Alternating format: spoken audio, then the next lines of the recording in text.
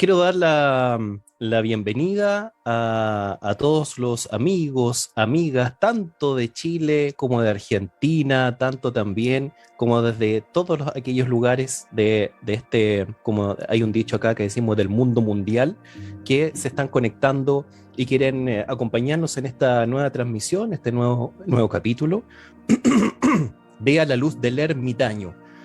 Como ustedes pueden ver, me acompaña aquí tengo que decir, es profesor mío. Yo he hecho varios cursos de formación con él, lo voy a presentar a continuación.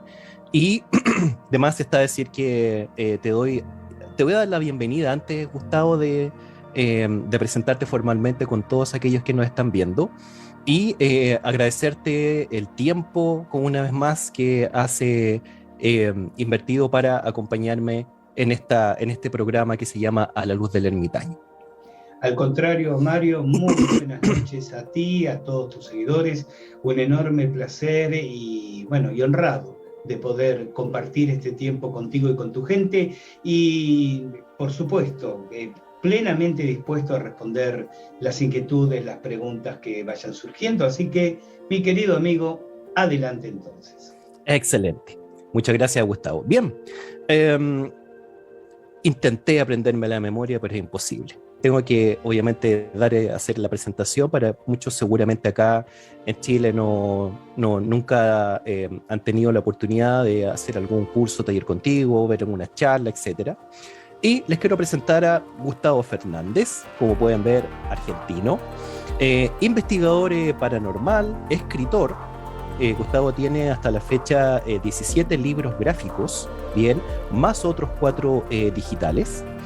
Gustavo también es director de una revista digital que también incluye blog y podcast, que se llama Al Filo de la Realidad. Yo por eso, varios años atrás, por ahí conocí a Gustavo.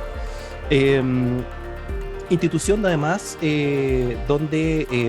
director también del Centro de Armonización Integral, donde también ejerce la docencia en muchas disciplinas.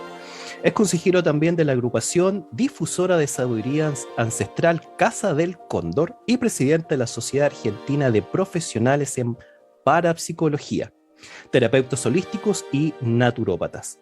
Gustavo es de profesión periodista, ¿sí? Y también cuenta con una diplomatura en Psicología Junguiana, vocal titular de la Asociación Junguiana Argentina, miembro de número de la Academia Argentina de Masonería, órdenes y sociedades iniciáticas, especialista también en sabidurías ancestrales. Yo ahí te he visto básicamente comentando algunos temas de que haces guías de temazcales en varios países, que te he visto. Conferencia también, ha dado conferencias en salas públicas y privadas, radio, televisión. Ha dictado más de 600 conferencias y participado como organizador, presidente, conferencista en más de 30 congresos nacionales e internacionales.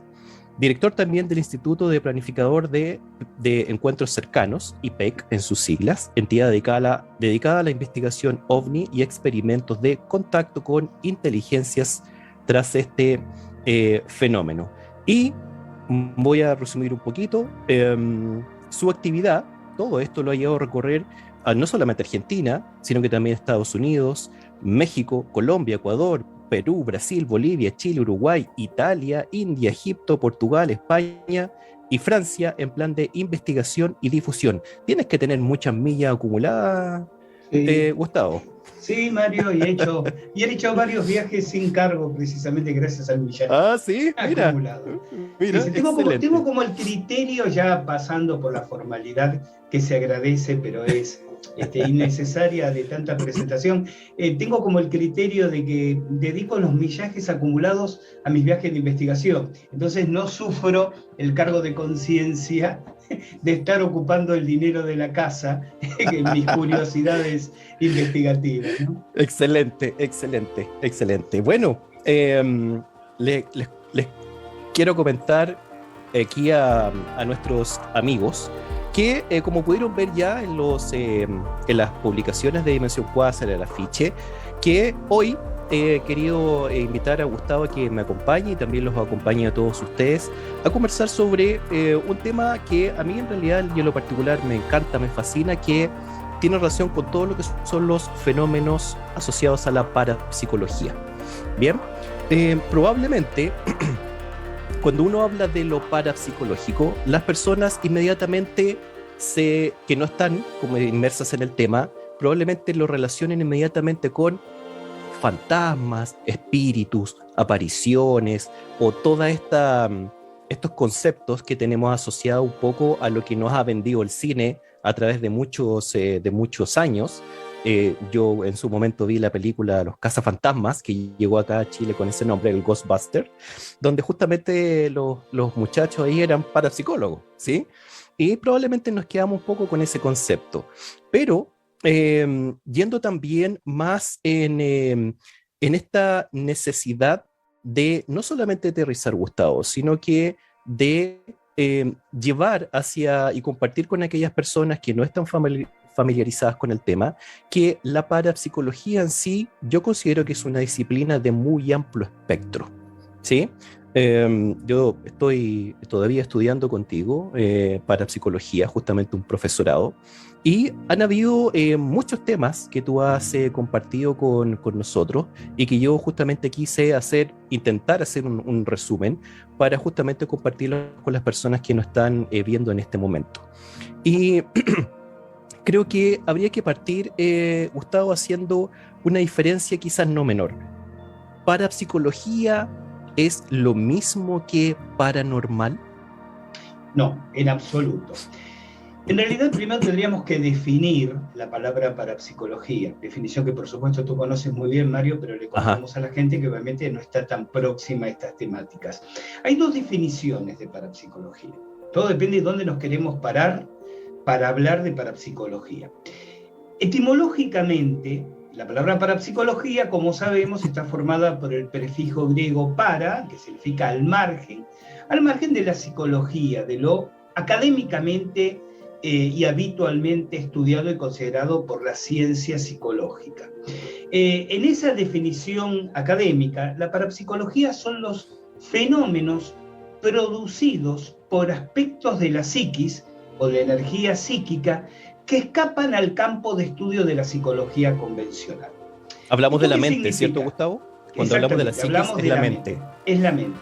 Entonces, aquí tendríamos que hablar de dos grupos de fenómenos. Un grupo se conoce como fenómenos subjetivos, incluye la clarividencia, la telepatía, la percepción extrasensorial simple, que a veces se confunde con telepatía, pero no es exactamente lo mismo, la premonición, o sea, la clarividencia proyectada hacia el futuro, y la retrocognición, la clarividencia proyectada hacia el pasado.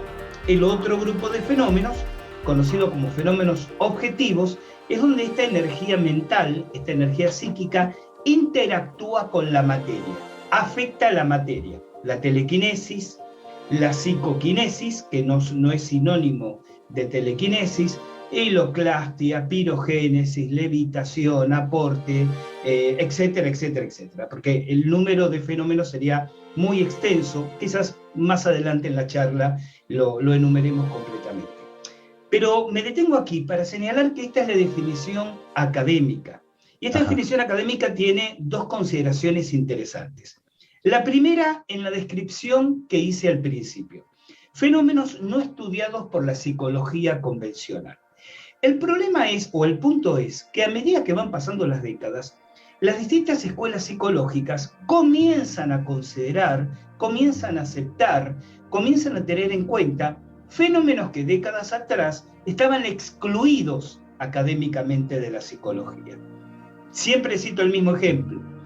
En las facultades de las carreras de psicología en Argentina, entiendo que en otros países latinoamericanos también, pero hablo concretamente de Argentina, hay un manual de texto en el primer año que es el Manual de Psicología de un autor llamado David Katz. Bien, en ese libro, Katz menciona puntualmente que el analista debe considerar la irrupción de eventos telepáticos durante las sesiones que mantiene con el analizando, es decir, con el paciente. ¿Esto qué significa? Significa que ya académicamente, por lo menos en este contexto tan ortodoxo universitario, se entiende que el fenómeno telepático está presente, y si se entiende que está presente es porque se le reconoce y se le admite. Otras escuelas psicológicas, como la transpersonal, la compleja, es decir, la junguiana, la gestáltica, inclusive dan un paso más adelante y aceptan y estudian fenómenos como clarividencia, premonición, retrocognición. ¿Qué quiero decir con todo esto? Que es una cuestión de tiempo para que la psicología tradicional, termine capturando, termine englobando estos fenómenos que hasta ahora formaban parte de una disciplina diferente que llamábamos parapsicología. Ahora bien, dije que había dos tipos de parapsicología. Una esta, la parapsicología académica. Según esta parapsicología, nosotros, los parapsicólogos, deberíamos limitarnos a estudiar los fenómenos que mencioné recién: telepatía, premonición, clarividencia, telequinesis, hiloclastia, pirogénesis, etcétera, etcétera. Ahora bien, hay otra parapsicología que es, por lo menos en lo personal, la que realmente me apasiona, me interesa, que es muchísimo más amplia, muchísimo más extensa, pues incluye una multitud de fenómenos, de eventos y de técnicas que no serían metodológicamente mensurables por la ciencia académica. ¿De qué estoy hablando? Estoy hablando de la energía de las pirámides, estoy hablando del tarot, estoy hablando de las entidades supranaturales, espirituales o no físicas, estoy hablando de las radiaciones telúricas, estoy hablando de una multitud de conocimientos que la especie humana, las culturas humanas, de una u otra manera vienen acunando desde hace siglos, si no milenios, en distintos contextos, algunos religiosos, otros filosóficos, dentro de determinadas escuelas de conocimiento, lo que popularmente conocemos como esoterismo. Esta otra parapsicología no es más que el ayornamiento contemporáneo de lo que milenariamente se conoció como esoterismo. El problema es que muchos de los hechos que ocurren en esta segunda clase de parapsicología que estoy describiendo no serían aceptados en términos académicos, no tendrían lugar en los claustros universitarios. ¿Por qué?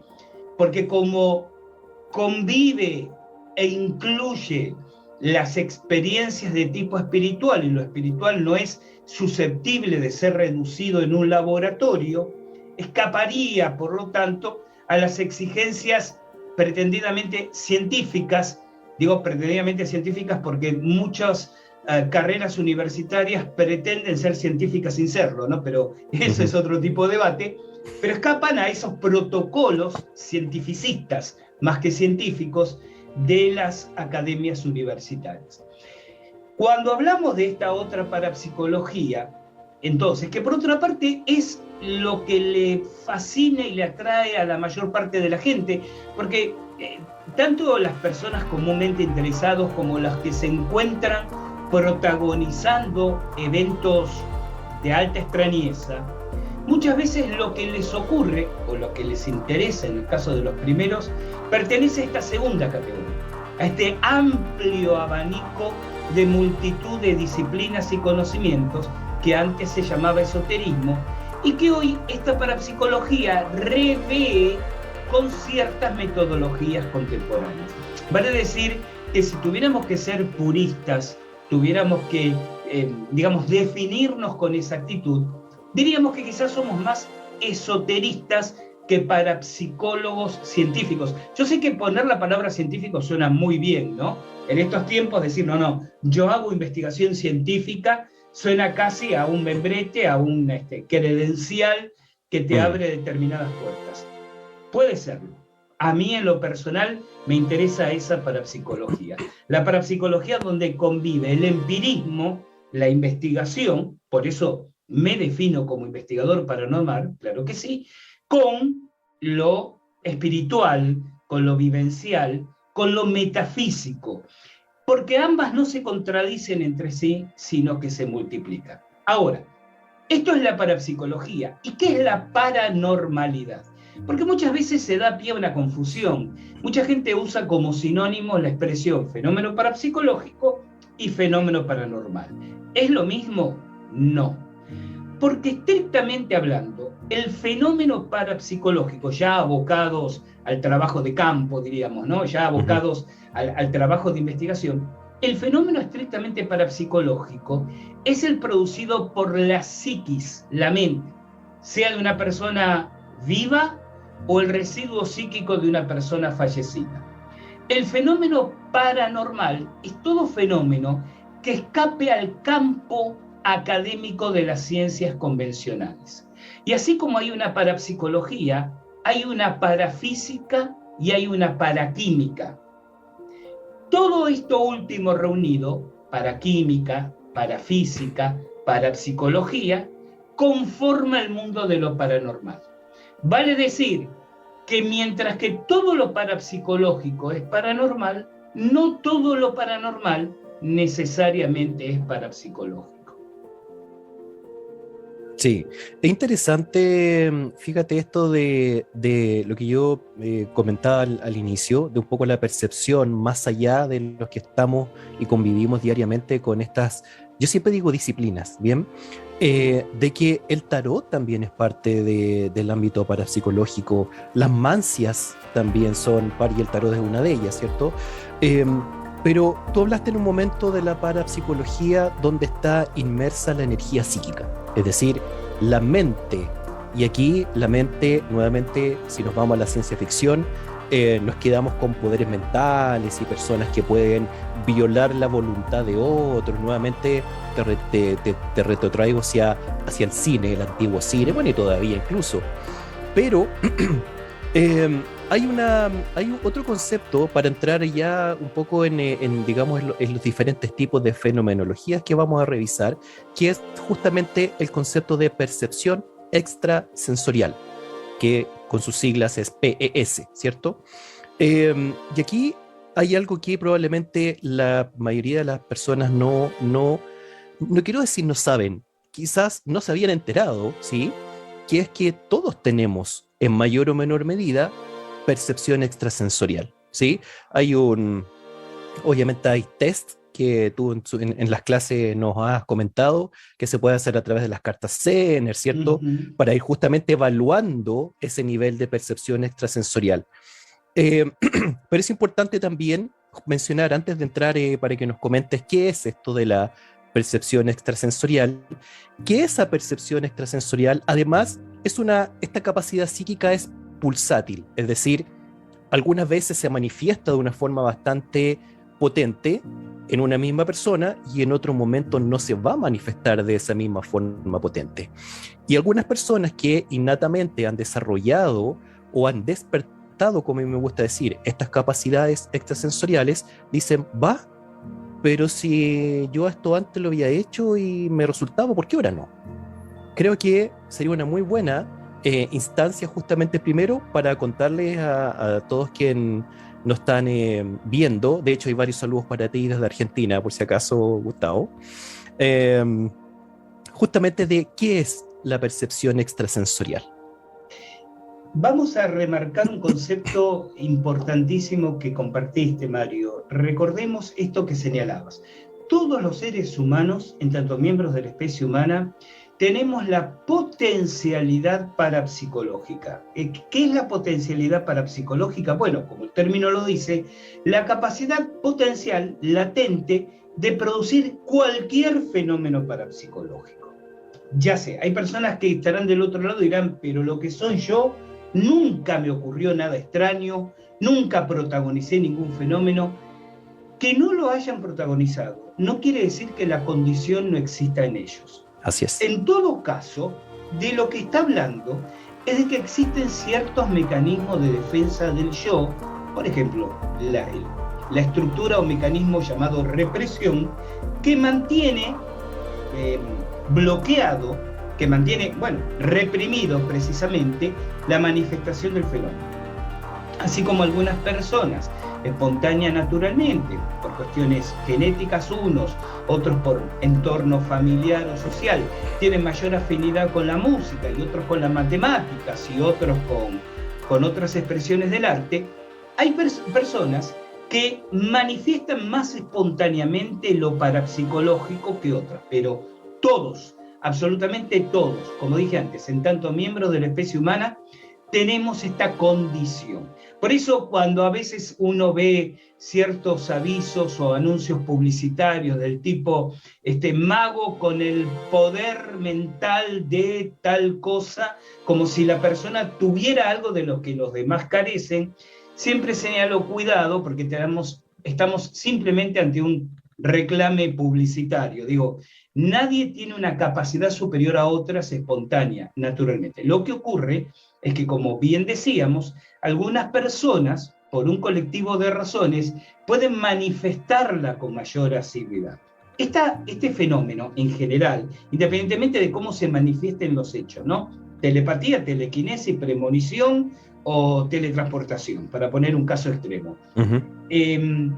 Esto sí, obviamente, más que volátil, es irregular. Es decir, es pulsátil en realidad. Es decir, el fenómeno, o la energía, mejor dicho, tiene un comportamiento errático. Entonces la persona puede producir un alto índice del fenómeno telepático en un momento de su vida y luego atravesar un periodo en el cual el fenómeno, por un conjunto de razones, se lentifica o se minimiza.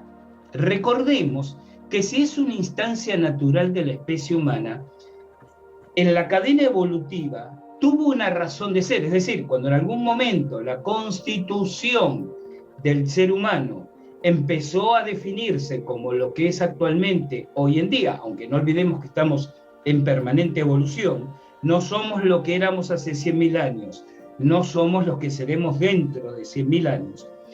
La manifestación, la aparición de esa capacidad tenía una función, seguramente vinculada con la supervivencia. ¿Por qué digo esto? Porque fíjate en el caso de las premoniciones involuntarias. Cuando la persona tiene la fuerte sensación o sueña, los sueños premonitorios son en este sentido estadísticamente el ámbito más habitual en que se manifiesta una premonición. Lo que anticipa, lo que ve, lo que siente que va a ocurrir, generalmente es algo desagradable o negativo, no es algo agradable y positivo. ¿Y por qué es esto? Porque es un mecanismo de supervivencia, porque tu capacidad te advierte de un peligro en ciernes, que es de lo que te tienes que cuidar. Nadie se tiene que cuidar de una noticia agradable que está por llegar, de una buena nueva, ¿no? De un evento gratificante. Además, perderíamos hasta el placer de disfrutarlo cuando ocurre si lo sintiéramos o lo supiéramos con antelación.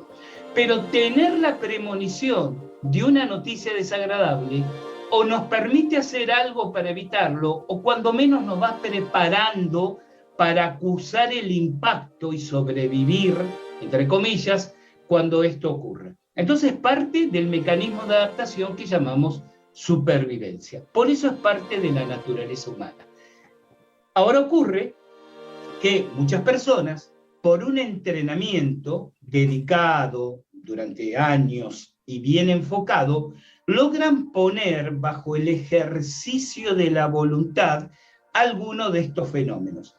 La manifestación de estos fenómenos en su vida seguirá siendo errática, pero ya con un nivel de aciertos superior al que tendrían si no hubieran hecho ese entrenamiento. O bien adquieren las habilidades de alguna disciplina, de alguna técnica, que actúa como amplificador de los fenómenos. Y pongo un ejemplo concreto porque tú lo mencionaste, el tarot.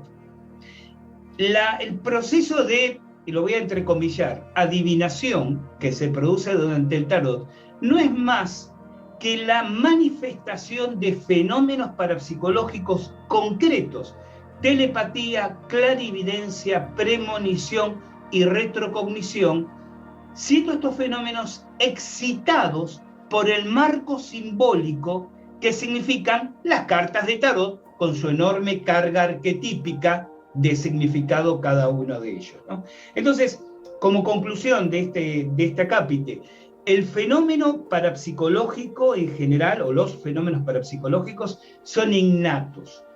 Algunos se manifiestan más que otros. Por ejemplo, y vamos a la pregunta concreta, la percepción extrasensorial. Hay dos tipos de percepción extrasensorial. En esto los parapsicólogos hemos sido muy poco creativos y ambos los escribimos de la misma manera, PES, P-E-S. Uno con mayúsculas y otro con minúsculas. Con mayúsculas es percepción extrasensorial, o sea, el conocimiento de algo sin el uso de los sentidos físicos, que es lo que significa la palabra extrasensorial. Si yo, por ejemplo, tuviera una especie de pantallazo mental de lo que hay en el cajón de tu escritorio en este momento, sin que tú me lo muestres con la cámara de tu computador, que sería el conocimiento con el uso del sentido de la vista, o sin que tú me lo cuentes, que sería el conocimiento con el uso del oído, o sin que agites el cajón y por el ruido yo deduzca que hay en el mismo, que sería el conocimiento por el uso del oído. Es decir, no uso ni la vista, ni el oído, ni ningún sentido, menos el olfato, por supuesto. Si yo simplemente supiera, como dije, en un pantallazo mental, que hay en ese cajón, diríamos, he aquí una clarividencia. Esta percepción extrasensorial con mayúscula engloba ese tipo de fenómenos. Recibir una información de la naturaleza que sea, que hay en el cajón de Mario, algo de la vida de Mario, algo que ocurre en otro país, como Mario, en este momento respecto de mí, sin que esa información me llegue por ningún sentido. Ahora, la percepción extrasensorial simple, cuyas iniciales son las mismas, P-E-S, y por eso la única diferencia es que se escribe con minúscula, es cuando yo sé o siento algo que tú estás por decir en este momento. ¿Nunca les ocurrió, me dirijo a ti, me dirijo a la audiencia, que ustedes de pronto dicen, ¿cuánto tiempo hace que no sé nada de fulanito y suena el WhatsApp y es fulanito entrando con un mensaje?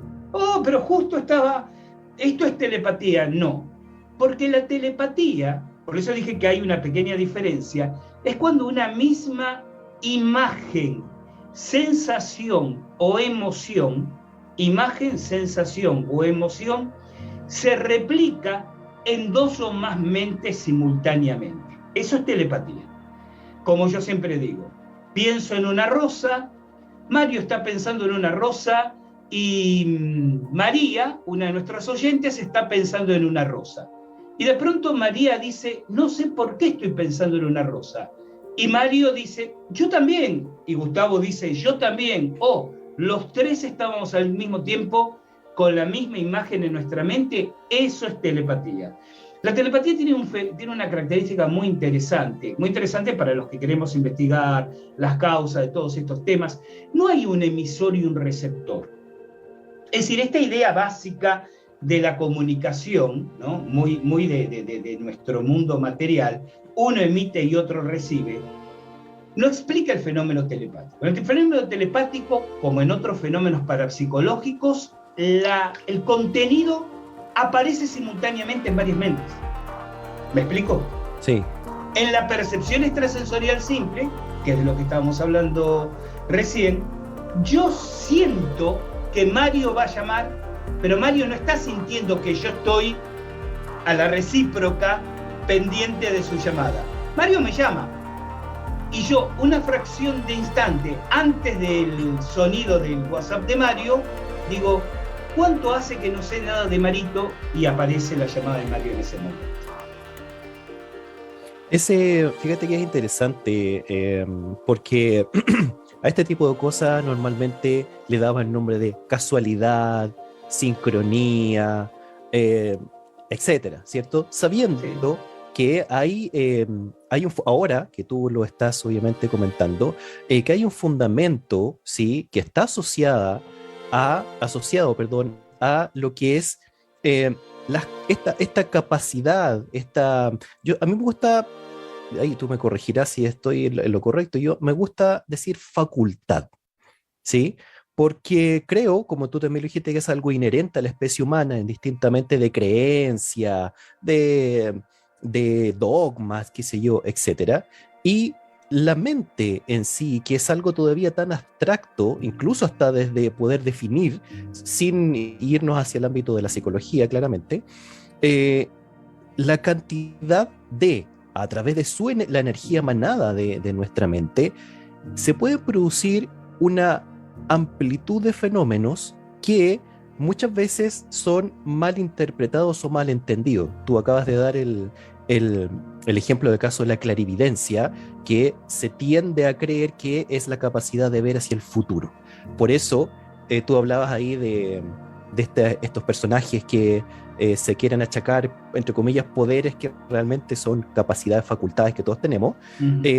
Y aquí, al menos en nuestro país, me imagino que allá también, acá en los postes de luz, qué sé yo, ese señora Inés, clarividente, astróloga, llegando de la India, veo su futuro, qué sé yo, pero como que la palabra clarividente es un gancho como para marquetero, ¿cierto? Para decir, yo tengo algo que tú no tienes. Hecha este alcance, tú nombraste, por ejemplo, ya hablaste de telepatía, hablaste de clarividencia, pero hay otros fenómenos bastante también interesantes que se producen a través de la energía psíquica, que, por ejemplo, hacer la diferencia entre psicoquinesis, por una parte, y telequinesis. Si nos puedes comentar ahí. Yo voy a retroceder, si me permites, un minuto y me voy a referir a un concepto que tú comentabas, ¿no? Esto de los afiches en los postes de luz con maestra Inés, vidente recién llegada de la India. Hay una enorme falta de educación en el sentido de información a nivel popular sobre qué es realmente lo parapsicológico, qué es lo que se puede esperar, que permiten que proliferen ese tipo de personajes, ¿no? Y en nuestro país decimos que a veces la culpa no es del chancho, sino de quien le da de comer. Sí, aquí también. Claro, bueno, perfecto. Compartimos mucho más que la frontera, ¿no? Compartimos, por ejemplo, eso. Ahora, claro, lo que pasa es que, a ver, yo nunca consultaría a una persona así, pero de consultarle primero diría, a ver, muéstreme su pasaporte a ver si realmente llegó de la India recientemente, ¿no? Sería como un punto de partida. Así es. Esto tiene que ver con la desesperación, con el desconocimiento, no quiero ser tan pedante decir la ignorancia de un público que además me quedo pensando en esto, en casi un aspecto kármico de toda esta cuestión de que, a veces es igualmente responsable el estafado y el estafador, porque esas personas, algunos dirán, bueno, en la desesperación por encontrar respuestas, sí, pero sabemos que la mayor parte de la gente que consulta a ese tipo de personajes no lo hace por desesperación. Digo, por un caso, Mario, de un matrimonio desesperado porque tiene su hijito enfermo y quiere una solución milagrosa, donde uno comprende la desesperación de los papás de acudir a cualquier cosa, tenés 45 que van a ver si el amante de la mujer o el amante del marido le pueden hacer un trabajo para reventarla y sacarla del camino. Así que esto de no, lo que pasa es que pobre, la gente desesperada, fíjate qué fácil le resulta al público consumidor de esos personajes comprar la versión de que le han hecho un mal, de que le han hecho un daño. Es decir, esa gente le dice a 20 que consulta, a 20 le dicen, a usted le hicieron un daño. Y quizás hay 15 que dicen, sí, claro, ahora entiendo por qué las cosas me van mal. ¿Y qué tengo que hacer? ¿Cuánto pago? ¿Cómo me lo...? ¿Se entiende? No, y la pregunta es, ¿usted me lo puede sacar? Claro. Y como la respuesta es sí, claro, me va a salir tanto. ¿Por qué? Porque mucha gente, hay un problema de autoestima y de falta de asumir los propios roles en la vida. A mucha gente le resulta intelectualmente cómodo que le hayan hecho un trabajo, porque significa que la culpa de que las cosas le vayan mal la tienen otros. Así es. Ese es un proceso muy inconsciente, pero muy real. No, yo me estoy equivocando, tomo decisiones, tropiezo 10 veces con la misma piedra. No, me han hecho un daño. Yo no estoy negando y voy a decir algo que genera a veces rispideces, pero soy absolutamente coherente y consistente con mi forma de pensar. Yo no estoy negando que aquello que llamamos en parapsicología el ataque psíquico existe. Lo voy a decir más fácil para que se entienda. Yo no estoy negando que las brujerías sí existen. Lo que estoy diciendo es que no porque me apreté el dedo con la puerta es producto de una brujería que me hizo una ex suegra. ¿Se comprende el punto? Así es. ¿Por qué? Porque las implicancias y los recursos para efectuar, y para que sea efectivo, porque una cosa es que una persona diga, yo voy a hacer una brujería a fulano o a mengana, y otra cosa es que realmente se lo haga, de que impacte, de que llegue. El conocimiento y los requerimientos para efectuar voluntariamente un ataque psíquico, bueno, señora, señor, si usted quiere pensar en brujería, piense, de eso estamos hablando, son tales que quien lo hace, quien lo sabe hacer, que hay quienes lo saben hacer, demanda unas condiciones que no son fáciles de atender, especialmente en este sentido, el económico.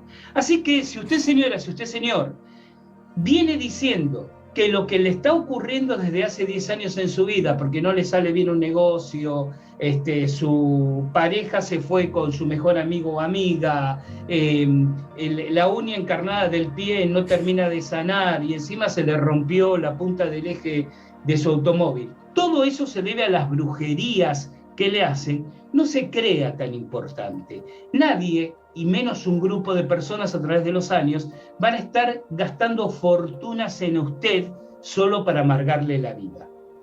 Nuevamente, uno encuentra en la vida profesional casos inescrutablemente explicables en términos de brujería. Pero casos. ¿Se entiende? Sí. Episódicamente. Sin embargo, al común de esa gente, de ese público consumidor de la señora que vino de la India y que pone el cartelito en el poste de luz, le resulta cómodo, porque si a mí me hicieron brujerías, yo no tengo la culpa de que las cosas me vayan mal. ¿Y saben qué? Y si el parapsicólogo o la parapsicóloga no me lo soluciona, la culpa es del parapsicólogo o la parapsicóloga que me cobró y no me lo solucionó. Porque hay gente que, esto es increíble, pero es la realidad, hay gente que se siente cómoda pasándose año tras año visitando curanderos, videntes, tarotistas, echándole la culpa a la cuñada, al vecino, al jefe, a la compañera de trabajo, porque de esa manera no se hacen cargo de su propia vida. Y este no es un tema menor. Bien, vamos a la pregunta que formulaste. Sí. ¿Cuáles son las diferencias entre telequinesis y psicoquinesis? Así es. Yo dije en un momento, muchas veces se confunden como sinónimos. Sin embargo, son dos fenómenos bien diferenciados. La telequinesis es el movimiento de la materia inanimada por acción de la energía psíquica. Que esto es también todo un tema que más, profesionalmente también está en debate, ¿no? Es decir, yo miro, por ejemplo, mi móvil, que está inmóvil ahora, mi celular, que está inmóvil sobre el escritorio, y ese celular comienza a deslizarse sobre la mesa y se cae al suelo, sin que nadie le aplique ninguna fuerza mecánica, sin que nadie incline, por ejemplo, la mesa para que el celular caiga. Ese sería un ejemplo de telequinesis. La psicoquinesis, la definición suena un poco complicada, pero voy a dar un par de ejemplos bastante ilustrativos. La psicoquinesis se define como la acción de la energía psíquica sobre sistemas físicos en evolución. Repito y explico. La acción de la energía psíquica sobre sistemas físicos en evolución. Por ejemplo, tenemos abierta la llave del agua del baño y gotea, ¿no? Caen gotas, con un movimiento vertical rectilíneo.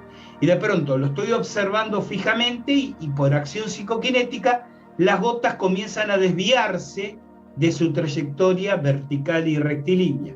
Esas gotas son un sistema físico en movimiento, en evolución, desviadas de su trayectoria, sería una evidencia de psicoquinesis. O un ejemplo mucho más sencillo. tenemos en casa 2 pequeñas macetas, ¿sí? Con 2 plantitas, exactamente iguales. A una plantita, la plantita A, le damos luz de sol, agua. A la plantita B le damos luz de sol, agua, pero también atención. La acariciamos, le hablamos, le ponemos música agradable. Pasan 15 días y la plantita B crece un 40, 50, 60% más que la plantita A. Los tejidos de la plantita B son un sistema físico en evolución, en crecimiento. Y nosotros mentalmente, con nuestra energía mental, hemos acelerado el crecimiento anormal de esa plantita. Eso es un ejemplo de psicoquinesis. Acotación, diríamos a pie de página, mi estimado amigo. La existencia del fenómeno de psicoquinesis demuestra la existencia de las brujerías. Esas brujerías de las que dije no ocurren permanentemente, pero de vez en cuando uno encuentra episodios. ¿Por qué? Porque el fenómeno parapsicológico, los fenómenos parapsicológicos que están detrás de lo que llamamos brujerías, recuerden que la expresión técnica es ataque psíquico, son fenómenos de tipo parapsicológico. ¿Qué pasa con la psicoquinesis? Imaginemos este escenario. Una persona maneja a voluntad la capacidad psicoquinética y enfocada con odio, con una disposición de ánimo negativa sobre otra persona, víctima, provoca, ¿recuerda el ejemplo de la plantita? El crecimiento anormal del tejido celular, un experimento que cualquiera puede hacer en casa. Bien, vuelvo al ejemplo de la brujería. La persona provoca en el destinatario, en este caso la víctima, un crecimiento anormal de su tejido celular. ¿Eufemismo de qué? Es cáncer. La expresión. Entonces, hay enfermedades que pueden ser generadas psicoquinéticamente, como hay sanaciones que pueden ser generadas psicoquinéticamente. Detrás de los sanadores espirituales, detrás de los sanadores psíquicos reales, ¿no? Constatados, hay una persona con capacidad psicoquinética que devuelve a ese órgano, a ese conjunto celular, a ese organismo, el equilibrio perdido, porque ¿qué es la salud sino una condición de equilibrio? Así es. Por eso, en un momento tú habías mencionado, bueno, esas personas que tienen el poder de influir en otros. Hay una cuestión ética que está totalmente al margen de la capacidad o de la facultad, como bien lo mencionabas tú. La ética es una decisión personal. Si un individuo tiene capacidad psicoquinética y la usa para el bien o para el mal, la usa para sanar o para enfermar, es su decisión personal, que es totalmente ajena de su facultad. ¿Se entiende? Y que, por supuesto, por lo menos para quienes pensamos de esta manera, se hará cargo de las consecuencias, ¿no? de la decisión que toma. Pero de ninguna manera la ética condiciona la facultad, ni la facultad condiciona la ética. Fíjate que acá tenemos una invitada, una oyente, como tú dices, Ana María, de Argentina, y hace una pregunta y quiero enlazarlo con un fenómeno. Dice Ana María, a mí me pasa algo, que siempre que fallece o falleció, pero creo que fallece alguien en la familia, lo sueño y es muy real y me habla. ¿Por qué?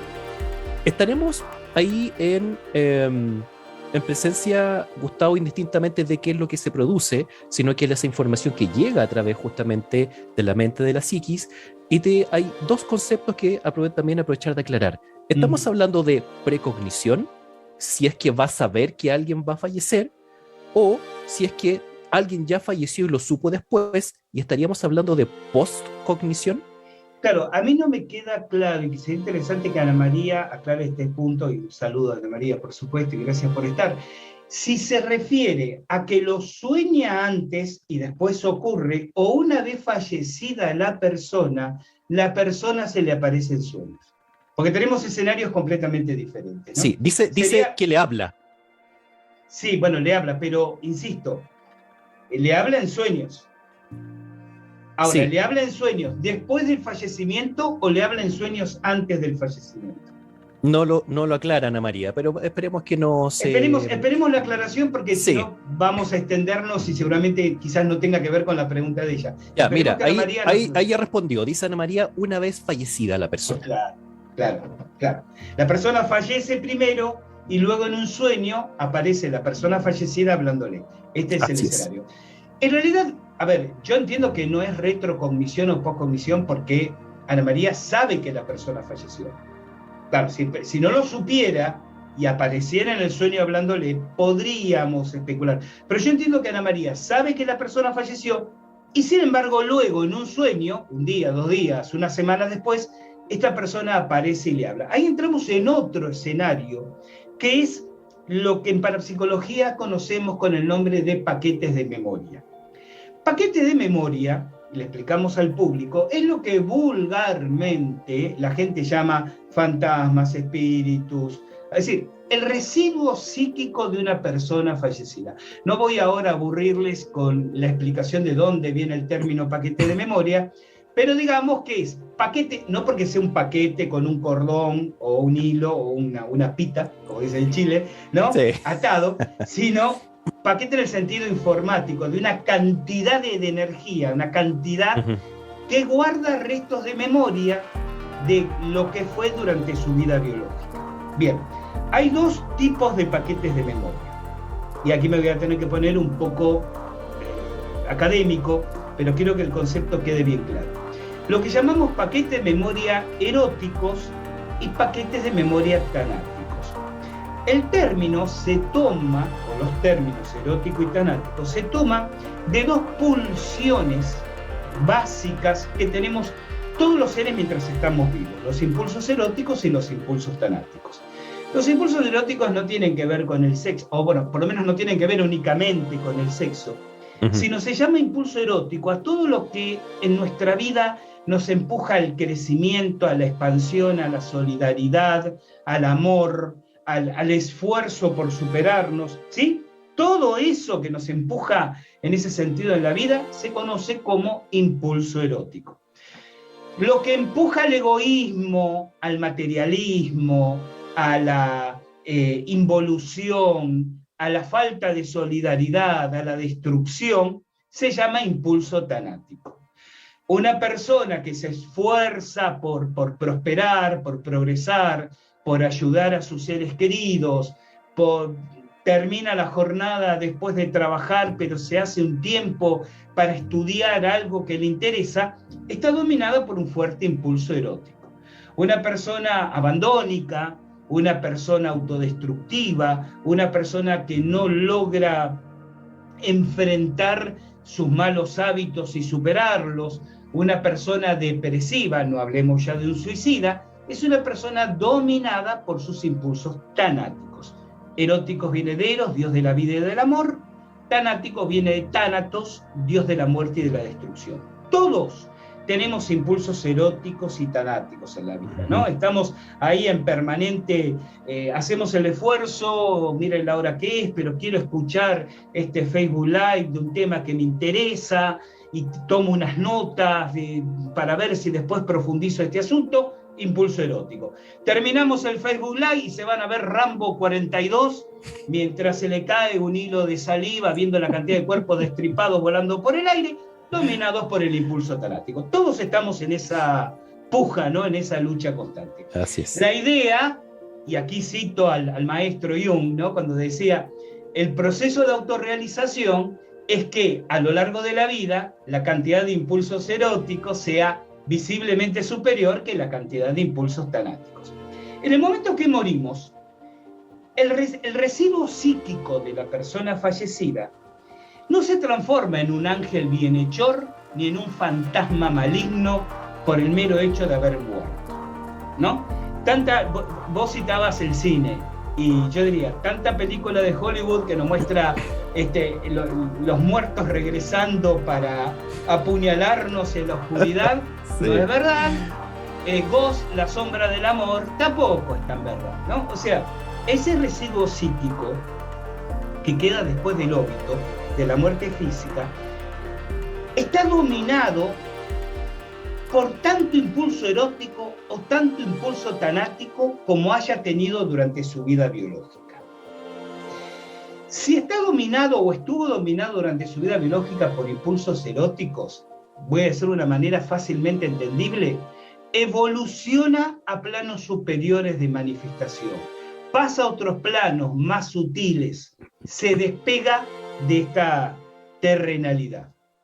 Si está dominado por los impulsos tanáticos, queda anclado en esta terrenalidad. Y ahí tenemos muchos casos, no todos, pero muchos casos de poltergeist, de casas encantadas, ¿no? De familias perturbadas por entidades que son residuos de personas fallecidas, paquetes de memoria tanáticos. Ahora bien, suele ocurrir que los paquetes de memoria eróticos, esos que evolucionan a otro plano, y lo voy a hacer de una manera que resulta casi naif, pero es para que se entienda con facilidad, antes de trascender, dejan un mensaje.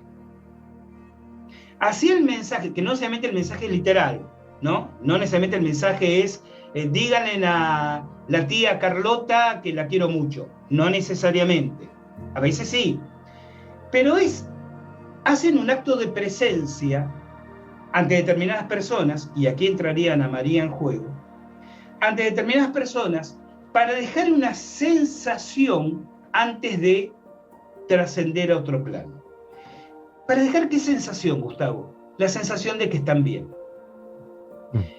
Generalmente, cuando una persona fallecida se manifiesta a veces una única vez o una última vez después de fallecer, es para que el receptor del mensaje lleve la tranquilidad a los seres queridos, a los sufrientes que quedan, de que, ¿sabes qué? Está bien. Sea por lo que dijo, sea por el semblante con que le vi, sea porque dejó esa marca. Y decía que aquí entra entonces en juego Ana María, porque la persona no necesariamente es directo vínculo de la persona fallecida. En ocasiones sí, pero en otras ocasiones no. La persona que recibe ese mensaje es una persona que tiene cierta predisposición a contactar con estas entidades. Decíamos, todos tenemos potencialidad parapsicológica, lo que ocurre es que algunos tienen para determinados fenómenos y otros tienen para otros fenómenos. Algunos tienen predisposición para contactar con entidades. Por ejemplo, en trances como este, cuando una entidad se despega de este plano y trasciende a otro plano más sutil. Y de alguna, no me quiero poner ahora en excesivamente pseudofilosófico, pero de alguna manera la lectura que uno haría es que si esto le ocurre a Ana María, es porque parte, no quiero parecer demasiado dogmático con lo que voy a decir, pero quiero transmitir la idea. Parte de su razón de ser, de Ana María, digo, de su misión, es llevarle tranquilidad con ese mensaje a las personas que quedan sufriendo por el ser querido que partió. Sí, y fíjate que mientras tú hablabas, qué sé yo, todo esto nos estabas explicando, esto, los paquetes de memoria con sus orientaciones eróticas o tanáticas, lo que nos acabas de compartir sirve también de respuesta y explicación para Gray Bustamante, que estaba justamente preguntando lo mismo, que ve muchas veces personas, dice que no conoce, pero que como si fueran a advertirle algo, y por otra parte, Garín Isidora Caro también comentaba lo mismo. Dice que cuando falleció su abuela hubo una cierta manifestación, se cayó un macetero, dice, como para que, lo que tú decías, estoy bien, ¿sí? Y eso además dice ella que ha sido como una tónica por el lado de su familia materna, que hay, como tú decías, una predisposición para tener justamente llevar este mensaje de tranquilidad para aquellos que quedan aquí, y porque creo que también es necesario decirlo, no somos educados para afrontar una etapa que es parte de la, entre comillas, vida, que es justamente de la muerte. Exactamente. 3 observaciones agrego, Marito. Sí. La primera, lo que comentabas de esto de que por línea materna es muy común. Eso tiene que ver un poco con la sensibilidad femenina, ¿no? Bueno, históricamente las brujas, lo digo las brujas en el buen sentido, en el sentido simpático de la expresión, ¿no? No, así, bruja, sino las brujitas, se transmiten por línea materna, porque la sensibilidad particular de las damas afina muy bien, ¿no? Esa conexión con, bueno, en otro sentido diríamos con lo lunar, ¿no? Más que lo solar. Ahora, también hay un tema, no estamos culturalmente preparados. Esto que tú dices es muy cierto. Fíjate que hasta tal punto no estamos culturalmente preparados, hasta tal punto que se nos muere un ser querido, lo sufrimos, lo lloramos. Aparece después, dejando caer, no sé, una maceta, como diciendo, hey, pero estoy bien, y nos asustamos, pero escúchame, era tu mamá, tu papá, tu ser querido, y sin embargo nuestra respuesta es el miedo. Así es. Y es esa respuesta por esta falta de educación o de concientización, si lo queremos llamar así, que nos falta, voy a la tercera observación, para entender que ese mundo es tan natural como el mundo en que vivimos.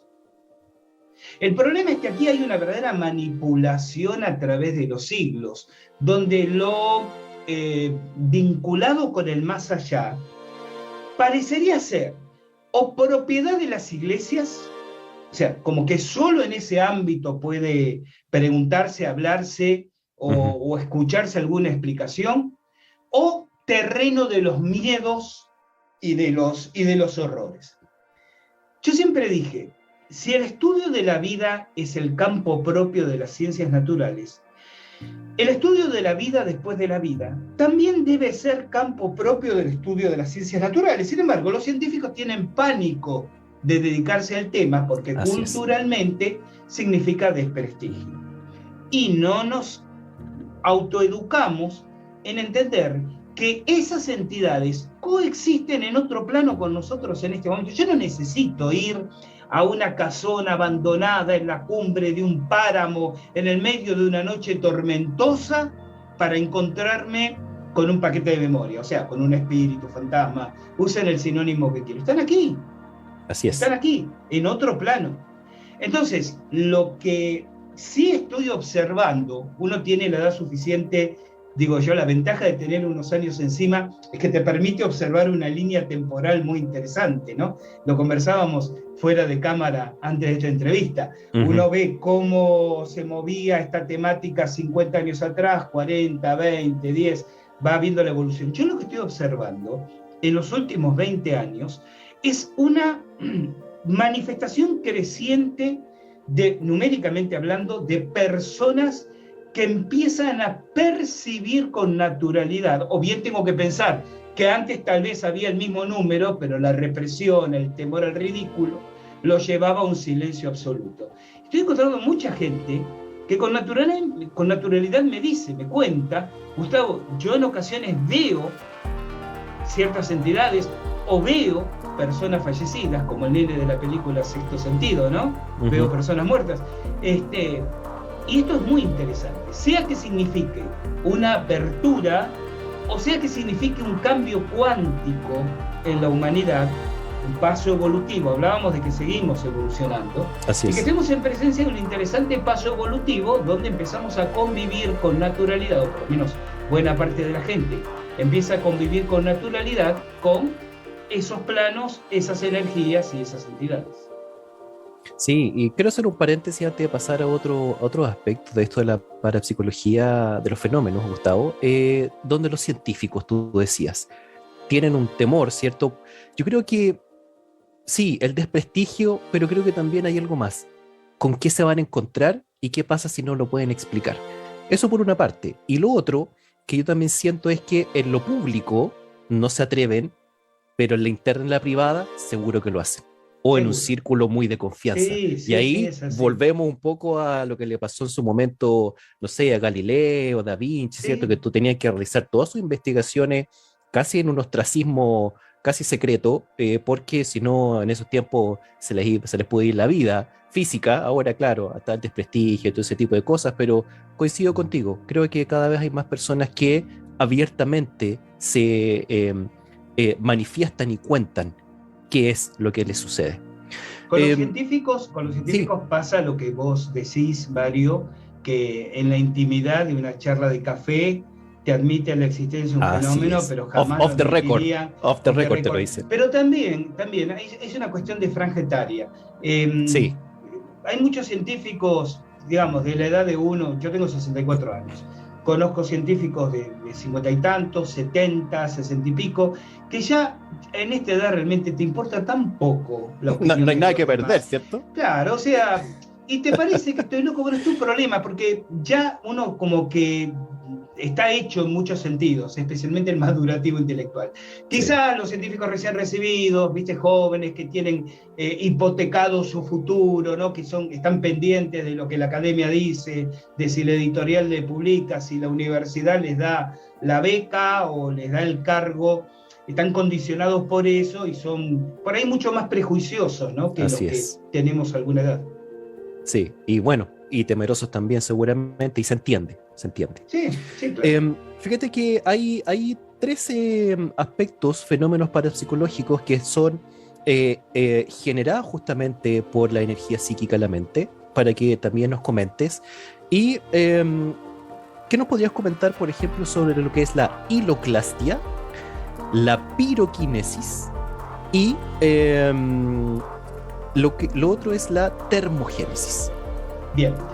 De la hiloclastia, palabra que se escribe con H, por si está tomando nota, aclaremos que es la rotura de un objeto por una descarga de energía psíquica. Es decir, estoy con un estallido de iracundia, o mejor aún, reprimo un estallido de enojo y se raja un vidrio de la ventana, o estalla el foco de luz.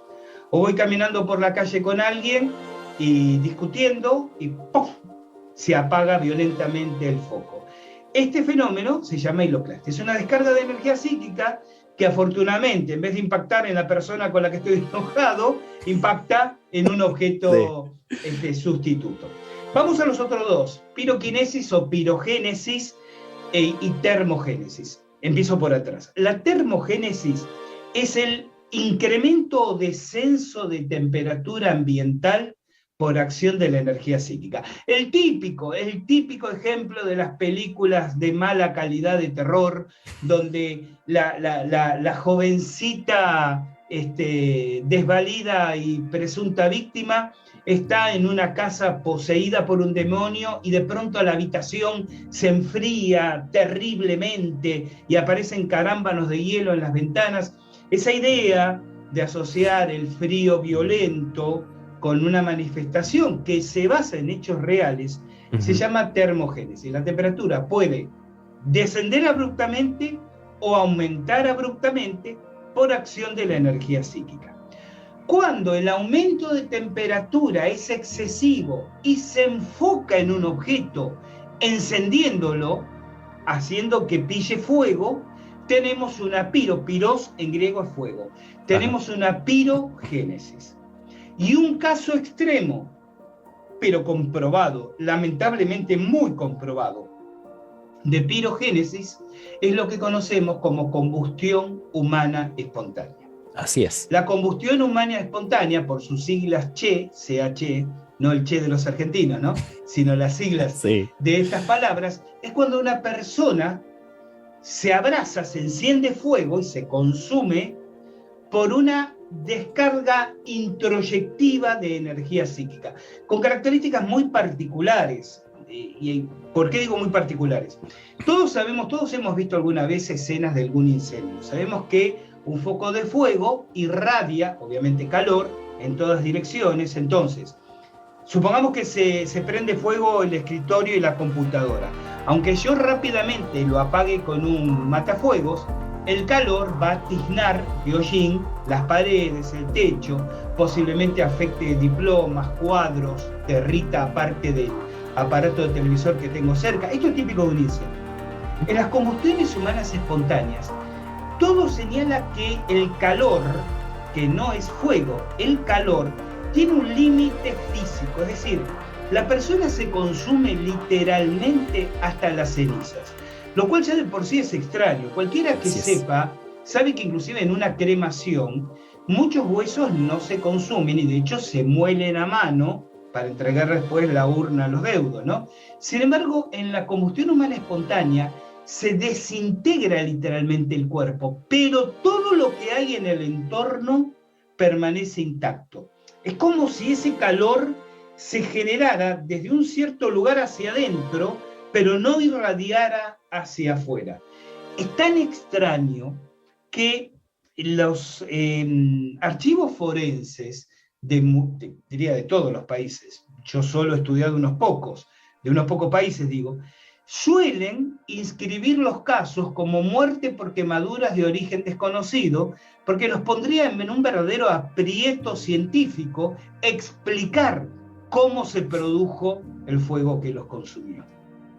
Así es, pero ahí recuerdo que hay 3 aspectos principales o 3 condicionantes que hacen que se manifieste una combustión humana espontánea. ¿Qué si son? nos puedes comentar. Depresión, alcoholismo y un foco de radiaciones telúricas nocivas en el lugar donde ocurren. ¿Qué son las radiaciones telúricas nocivas? Bien, la superficie del planeta Tierra, y esto también lo estudia la parapsicología, esa parapsicología ampliada que yo describí al principio. ¿Sí? Ligada a la radiestesia. Claro, bueno, de hecho la radiestesia es una herramienta, ¿no? Disciplina y herramienta de la parapsicología. La Tierra está recorrida por una verdadera trama de energía, por 3 tipos de tramas energéticas en particular. Pero vamos a hablar de una de ellas que es la que nos interesa en este caso, las llamadas redes Hartmann. Las redes Hartmann son, imaginen una malla cuadriculada de líneas de energía que recorre todo el planeta, separada cada línea 2, 3 y 6 metros, 2, 3 y 6 metros, 2, 3 y 6 metros, de norte a sur, y también de este a oeste, 2, 3, 6, 2, 3, 6, 2, 3, 6. Esa es una red de energía, que no es implícitamente ni buena ni mala. Es como los meridianos de acupuntura del organismo humano. Bueno, piensen en términos de meridianos de energía del planeta Tierra. Esa red de energía fue conocida por las antiguas civilizaciones al punto de que muchos pueblos de la antigüedad buscaban los cruces de esas energías para hacer construcciones sagradas que actuaran como amplificadores de esa energía a través de sus centros ceremoniales. Cuando esos cruces de energía coinciden, por ejemplo, con manantiales de agua surgente, son las famosas aguas curativas, de las cuales conocemos ejemplos en todo el planeta. Pero hay ciertas circunstancias en las cuales esos cruces de líneas, el cruce, no las líneas, se transforman en negativas. Por ejemplo, concentraciones de huesos, no necesariamente humanos, sepultados a cierta profundidad. Cruces de napas de agua a distinta profundidad, supongamos una corriente subterránea de agua que corre, es solo un ejemplo, de este a oeste a 40 metros y otra napa de agua que corre de norte a sur a 20 metros. Bueno, en la proyección vertical del cruce tenemos lo que técnicamente se llama un ojo de agua, ¿sí? Y si este coincide con un cruce de línea Hartmann, tenemos un foco de radiación telúrica nociva. Objetos metálicos sepultados, a veces en terrenos de relleno, ¿no? Se echa, no sé, la carrocería de un automóvil viejo, un refrigerador, para compactar el terreno. Si coincide con un cruce de línea Hartmann, foco de radiación telúrica nociva. Si en la vertical del cruce hay líneas de alta tensión, de media y alta tensión, foco de radiación telúrica nociva. Bien, si la persona víctima de una combustión humana pasa muchas horas en un foco de radiación, supongamos una persona, pongamos un ejemplo de los tantos, ¿no? Una persona abruptamente jubilada por una discapacidad, es decir, alguien que durante toda su vida, muy activo, muy dinámico, de pronto sufre una discapacidad, abruptamente jubilado. Eso lo acompaña generalmente y lamentablemente una depresión, porque la persona no encuentra un sustituto válido para su vida. Si en el dormitorio, si en la sala de estar, si en la cocina de su casa, donde pasa esa persona, por ejemplo, a consecuencia de su discapacidad, muchas horas al día, hay un foco de radiación telúrica nociva y la persona, esto es uno de los temas discutibles, pero siempre estadísticamente acompaña, se vuelca al hábito del alcoholismo, no es una garantía de absoluta certeza, pero tenemos una enorme probabilidad estadística que sea víctima de una combustión humana espontánea. Sí, recuerdo que en su momento tú nos mostraste fotografías que son bastante impresionantes, ¿sí? Y que muestran claramente cómo el espacio que ocupó en su momento ese cuerpo queda totalmente calcinado. Recuerdo que había no sé si era un zapato, una bota. Una pierna, lástima no. Y que quedaba con un trozo de pierna, claro, y todo el resto había desaparecido, pero la silla donde se encontraba la persona estaba intacta. Intacta. La persona, sí, el caso que comenta Mario, le comento a la gente, pero es fácil de buscar en internet. Lástima no haber tenido en cuenta para tener la imagen y mostrarla, pero es un médico inglés, años 67 si no me equivoco, que es el ejemplo típico que comenté recién. Un hombre sumamente activo, de pronto sufre una ACV que lo deja con una semiparálisis corporal, jubilado violentamente, ¿no? Entonces el hombre, tras que no podía manejarse, se movía con un andador de esos metálicos para cargar el peso del cuerpo, vivía literalmente encerrado en su casa, sin ninguna otra actividad, cae en el alcoholismo. Una mañana llega la media llave, la señora que lo cuidaba y lo atendía no tenía familia, y encuentra en el baño, y esas eran las fotografías que les compartí, el cuerpo reducido a cenizas, a polvo, excepto la mitad inferior de la pierna, que inclusive presentaba el vello en la piel, y el pie calzado en una pantufla. ¿Sí? Eso, en un calzado nocturno. Sí. Media pierna intacta, como que el área donde se genera el calor lo hubiera seccionado o se hubiera interrumpido violentamente a la altura de la mitad de la pierna. Y el hombre había estado sentado en el inodoro. Y en la foto aparece el inodoro, se ve que el hombre alcanza a sentir que algo pasa, trata de incorporarse en el andador y el andador cae hacia adelante. El calor que lo consume funde el suelo, muestra los cimientos de la casa. Sí. Y sin embargo, el inodoro, el lavabo del baño y el andador estaban en perfecto estado, igual que el trozo de pierna que le sobrevivió. Sin duda puede que sea uno de los fenómenos, no sé, que estamos revisando más, no sé, imponentes, digamos, de lo que se puede manifestar, donde claramente también la energía está manifestada y de forma también, digamos, sin control, ¿sí?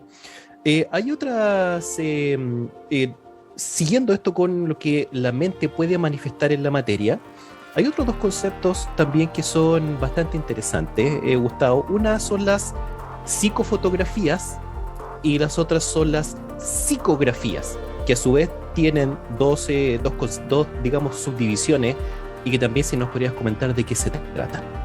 Bien, vamos a hacer una división temática. Ese campo se divide en psicofonías, psicofotografías, psicoimágenes y psicografías, que no son lo mismo.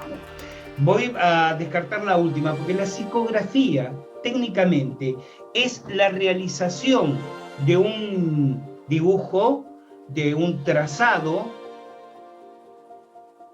siendo agente, o sea, siendo el medio por el cual se manifiesta una entidad no física. Ya, ¿Me explico? Okay. Sí. Y hay casos muy conocidos de personas que realizan obras pictóricas según el estilo, esto dicen los conocedores de arte, yo no lo soy, de pintores que ya han fallecido.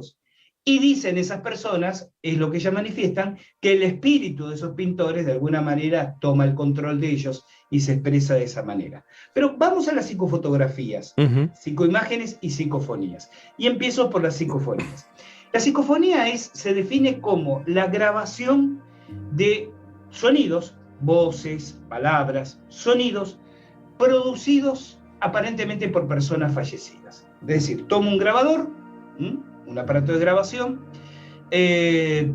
puede ser en la misma casa de uno, puede ser en un lugar donde considere que quedó anclada alguna entidad, un campo de batalla, un cementerio, una casa abandonada.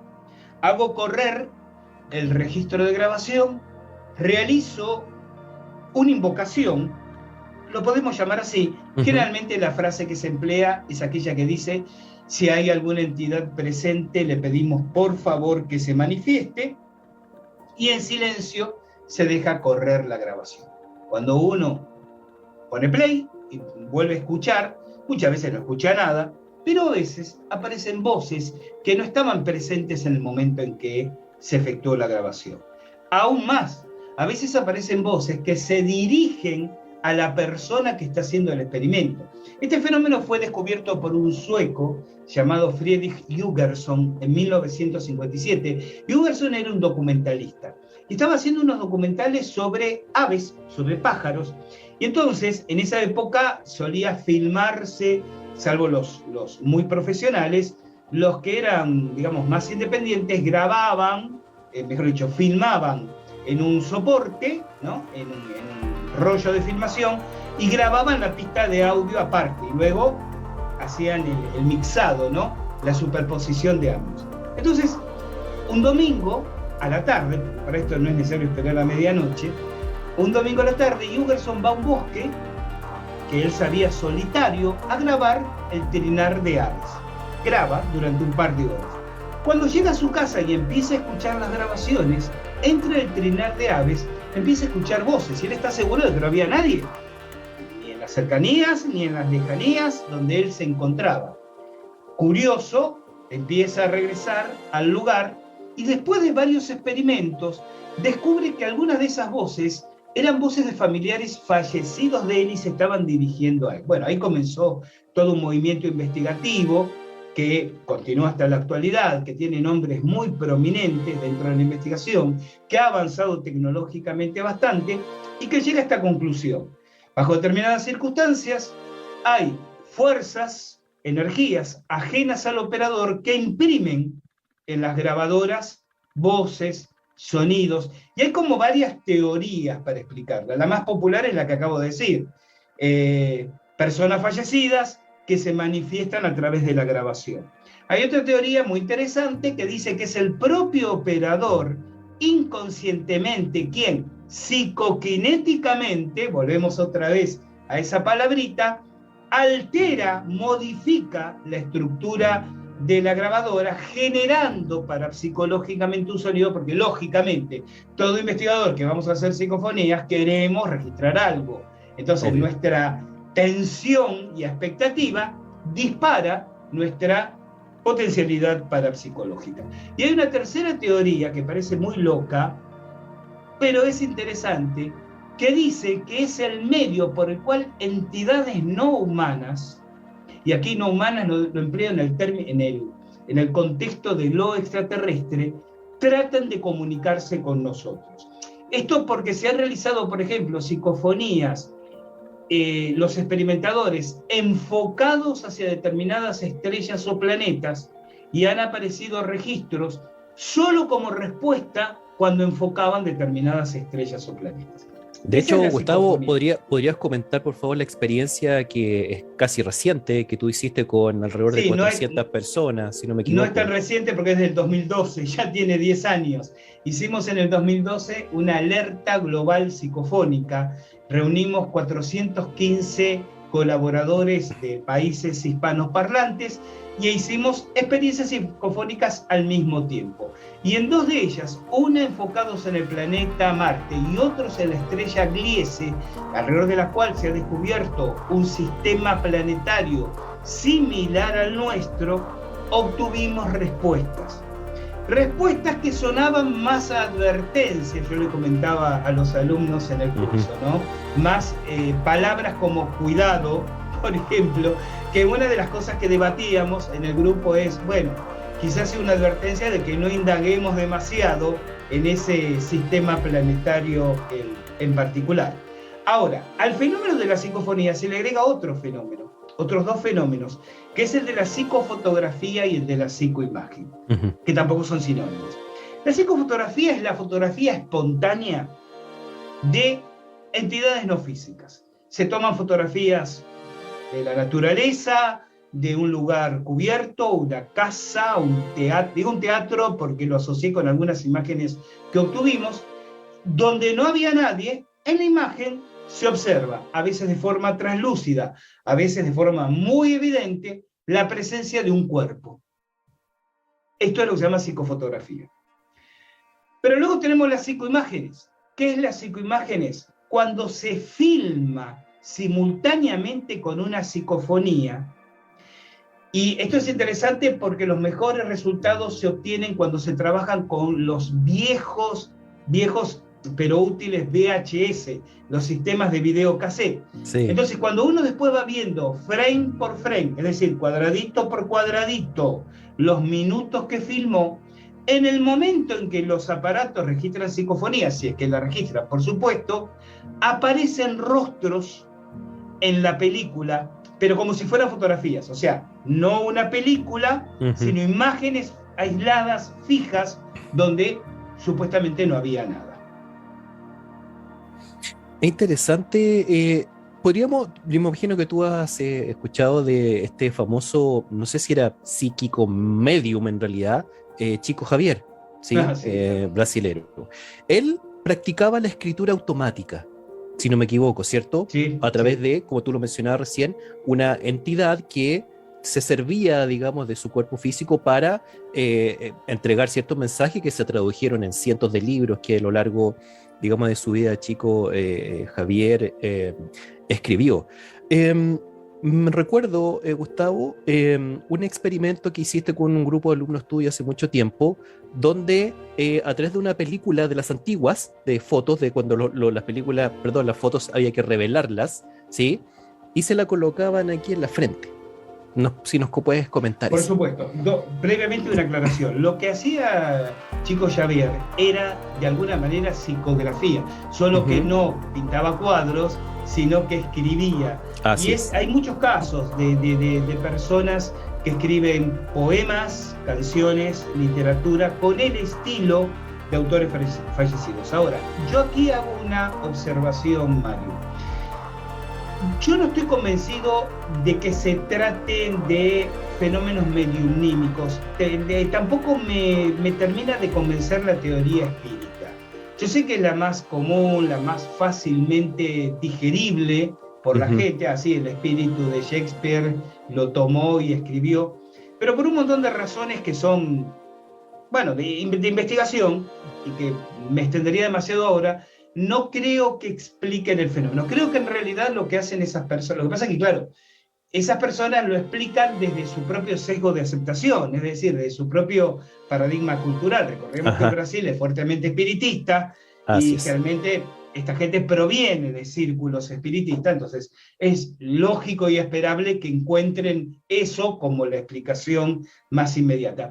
Yo entiendo que el fenómeno tiene más que ver con lo que comúnmente se llama registros akáshicos o memoria akáshica, es decir, un banco de experiencias y de vivencias universal, donde todo lo que produce el ser humano de alguna manera está ahí, ¿me explico? Y es más, habría que pensar si realmente producimos algo y lo que creemos que producimos en realidad no lo estamos tomando, ¿no?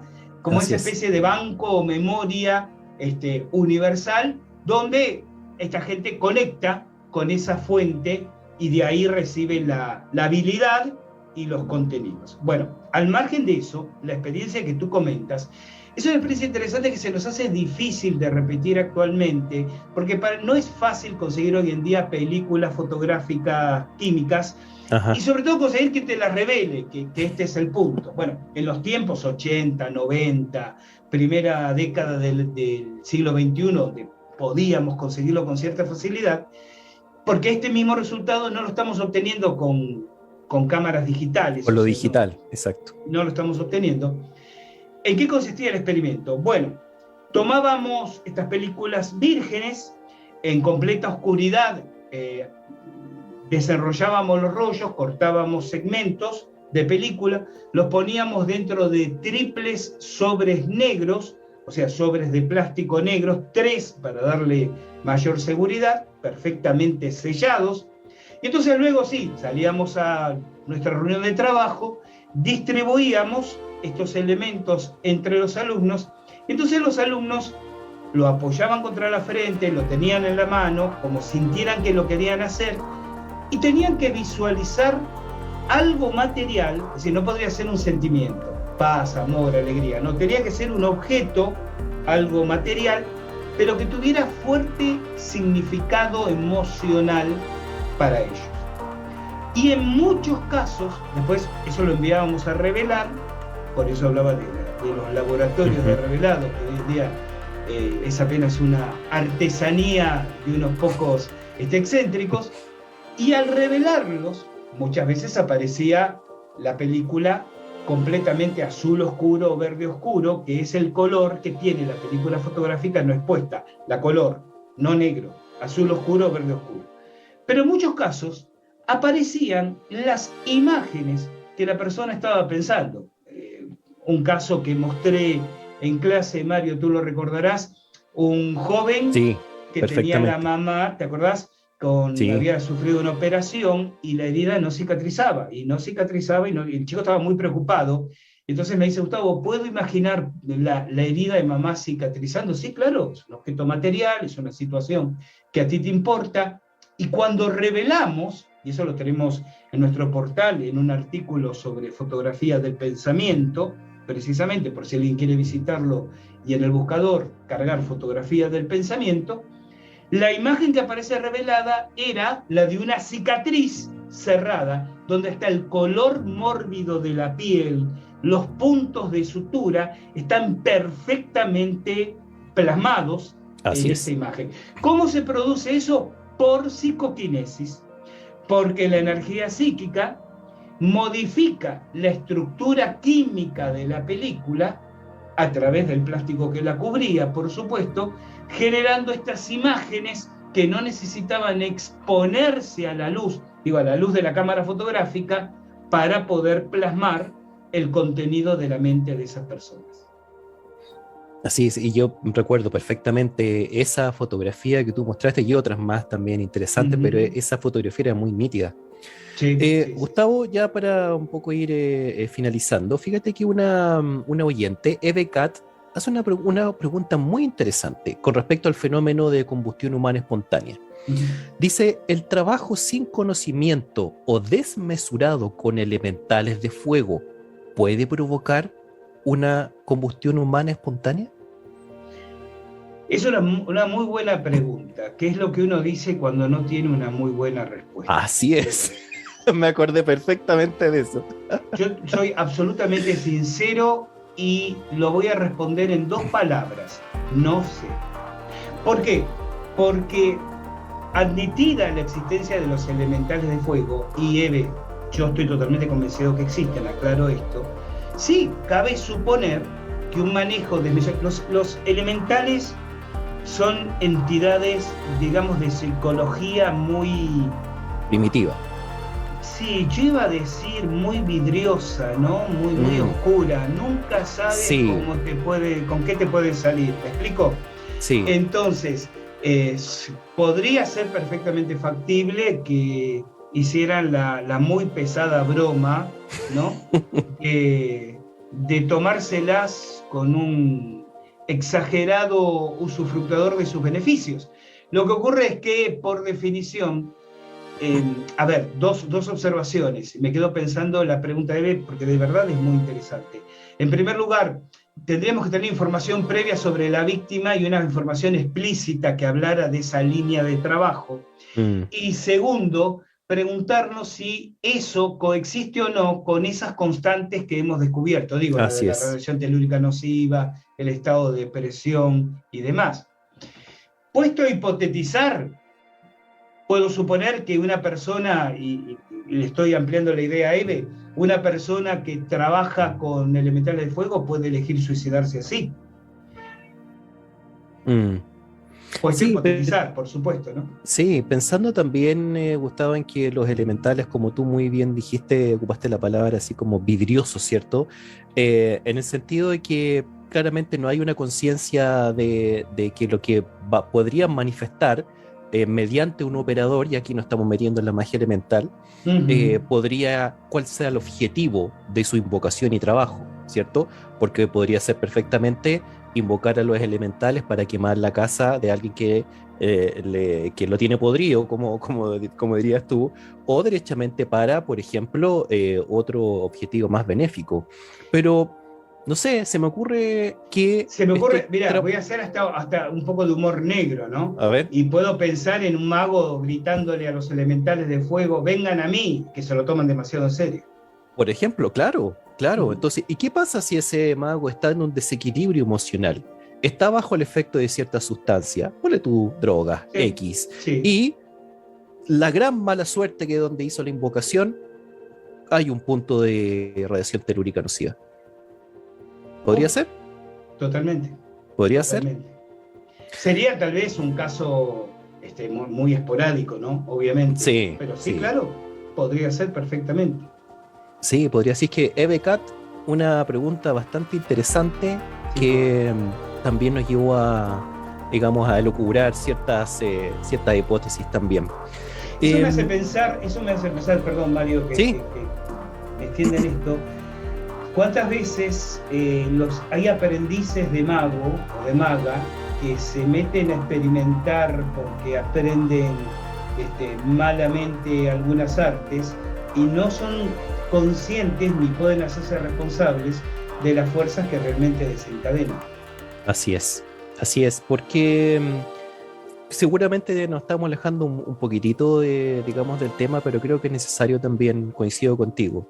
En la práctica de la magia es una, no sé si decir actividad, pero es una forma de vida que conlleva una gran responsabilidad, ¿sí?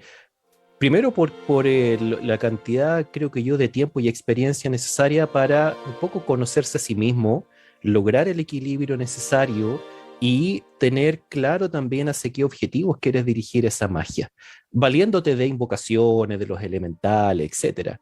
Y probablemente también le creo que la magia no escapa a esto, Gustavo, de que estamos en tiempos de inmediatez, donde todo se quiere para ahora, ya, ojalá para ayer. Entonces es fácil encontrar, como tú muy bien decías, en ciertas páginas web, en ciertos, no sé si decir tutoriales, clases express en YouTube, invoque su elemental y consiga, qué sé yo, los famosos amarre o atadura.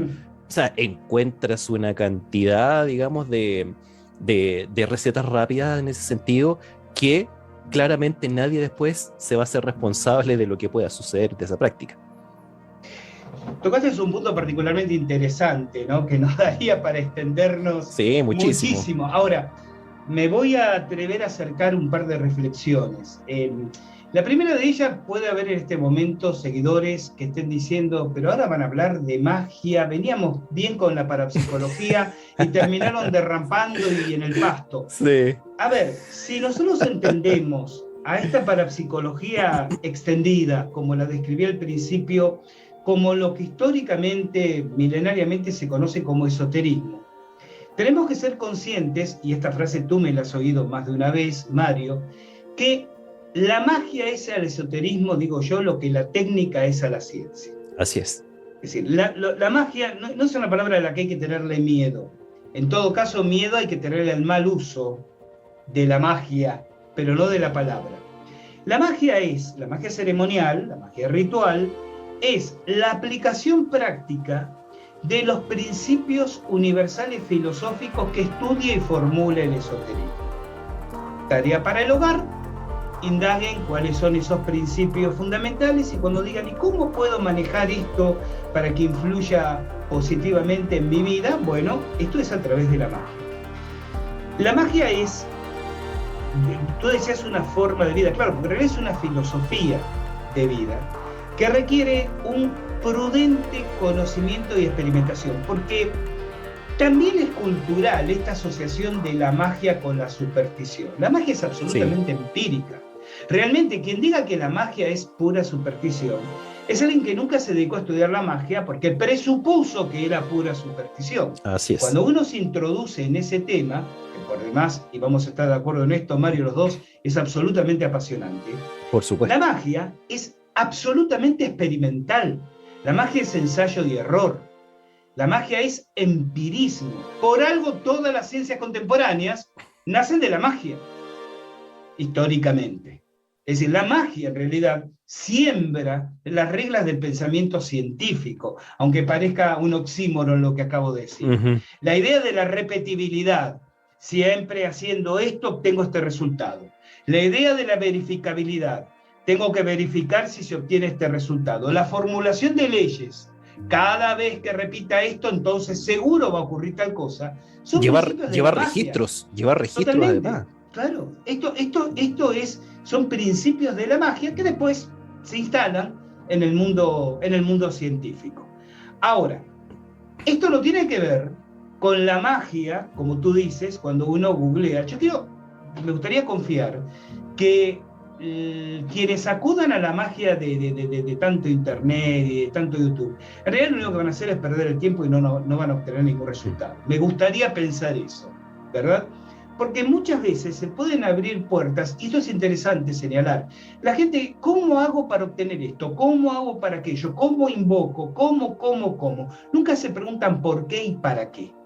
Yo siempre digo, hay una diferencia entre el mago y el brujo. El brujo le interesa la receta, la fórmula. A ver, ¿cómo hago para amarrar a tal persona? ¿Cómo hago para que mi negocio venda más? El mago, la maga, pregunta por qué, es decir, ¿de dónde viene esto? ¿Por qué de esa manera y no de otra? ¿Cómo? Claro, ¿cómo lo hago? ¿Y para qué? ¿Cuál es el sentido de lo que estoy haciendo? Y por eso hay tantos aprendices de magos o de brujos que abren puertas que después no saben cerrar. Y ese a veces es el gran problema. Así es, y van a requerir de otro mago o brujo que le ayuden a cerrar esas puertas que justamente abrieron. Exactamente. ¿Cierto? Exactamente. Gustavo, bueno, ahí tenemos EBCAT, dice, gracias por la respuesta, que igual ella algo ahí se le iluminó y se hace súper importante entonces el qué palabras usar además al tratar con elementales. Y puedo, digamos, traducir cuando tú dijiste elementales del fuego vengan a mí, ¿claro? ¿Cierto? Y lo tradujeron literalmente. Hay amplias plataformas donde quienes nos han acompañado el día de hoy en esta transmisión te pudieran encontrar, pudieran saber más de ti, saber más de tus libros.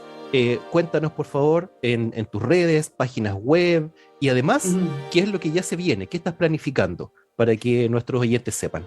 Gracias por la amabilidad, Mario, de comentarlo. Sí, la gente puede ir directamente a nuestro portal, alfilodelarealidad.com, no .com.ar, .com, donde ahí publicamos nuestros artículos, nuestras investigaciones, actividades y demás. ¿Qué es lo que se viene? Bueno, en el mes de julio vamos a dictar un nuevo curso online en tiempo real de autodefensa psíquica, una de las ramas que vos sabés más captura mi atención y más me dedica.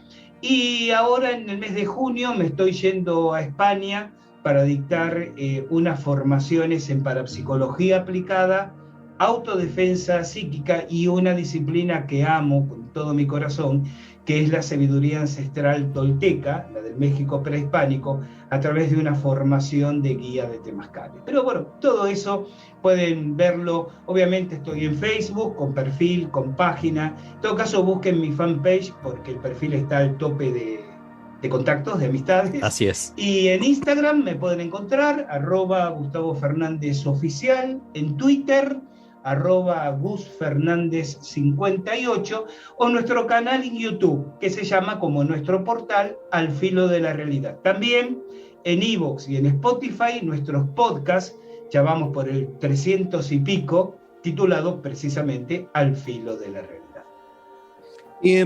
¿El Centro de Armonización Integral, Gustavo, tiene página web o se fusionó con El Filo de la Realidad? La página web se fusionó con El Filo de la Realidad, pero tiene página propia en Facebook. Bueno, cuando excelente. llegan a mi perfil pueden ver todas las distintas páginas en Facebook: Casa del Cóndor, Centro de Armonización Integral, Autodefensa Psíquica, etcétera, etcétera, etcétera. Yo, para simplificar y no robar tanto tiempo. No, por favor, encantado. Yo partí esta transmisión diciendo que muchos de los conocimientos que he adquirido y que voy tomando, yo utilizo una palabra siempre para mis alumnos, aquellos que están y probablemente nos vayan a ver después en diferido. Yo me defino como un promiscuo espiritual. ¿Sí? No soy absolutamente, no hay ningún dogma, digamos, que me envuelva, sino que tomo de todo un poco. He tenido la gran fortuna de tener profesores que yo considero serios, profesionales en el conocimiento que transmiten, y esto por favor no lo tomes como, no sé si se utilizará la palabra, no quiero usar palabras que pues se vayan mal a interpretar, salamería o cierto estar sobando, no es eso, pero tú y otros profes que también me van a acompañar en este mismo espacio, siento obviamente una admiración al respecto, porque son muy pocos los que comparten el conocimiento de esa forma, y es una también de las autocondiciones que yo me impuse al también comenzar ya hace mucho menos tiempo que tú, con mi propia escuela también. Así es que me he nutrido bastante de todos los conocimientos que tú has compartido y que forman parte, algunos de ellos también, a su vez, de mis cursos y formación. Así que te quiero agradecer, Gustavo, enormemente el tiempo, pensando que yo te estoy robando tiempo de sueño porque es una hora más tarde ahí en Argentina. Por lo tanto, quisiera desde ya también dejarte para más adelante invitado para otra transmisión, otros temas tan apasionantes que aquí nuestros oyentes ya están agradeciendo. Grey Bustamante también está agradeciendo. Aquí tenemos a Elizabeth Ortega, Daisy, muchas personas, y quienes vayan a vernos también después en diferido. Les agradecemos el habernos acompañado. Gustavo, muchas gracias, un gran abrazo y nos estaremos viendo en clases nuevamente. Gracias a vos, infinitas gracias, Mario. Sabés que es un placer compartir no solo estos espacios, sino toda conversación contigo. Y como nosotros siempre decimos, sin ustedes ahí, nosotros aquí, acá, ¿para qué? ¿Para qué? Me lo aprendí. Gracias. Bien aprendido, buen alumno. Muchísimas gracias, hasta cualquier momento. Gracias, Gustavo, un abrazo, y muchas gracias a todos quienes nos acompañan el día de hoy. Un abrazo, que estén bien.